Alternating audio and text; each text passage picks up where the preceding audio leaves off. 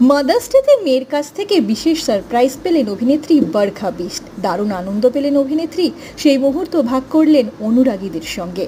তার মেয়ে পুরো ঘর সাজিয়েছিলেন বরখার জন্য। একটি বিশেষ কেকও আয়োজন করেছিলেন তিনি। সেই কেক কাটতে দেখা যায় অভিনেত্রী বরখাকে।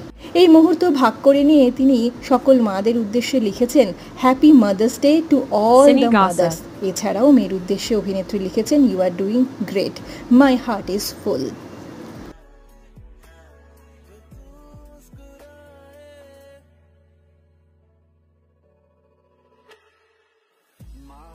শুধুমাত্র কেক নয়, মেয়ের কাছ থেকে একটি কার্ডও উপহার হিসেবে পেয়ে গিয়েছেন বরখা। আপনারা দেখছেন সেই বিশেষ মুহূর্ত যখন মেয়েকে কেক খাইয়ে দিচ্ছেন অভিনেত্রী।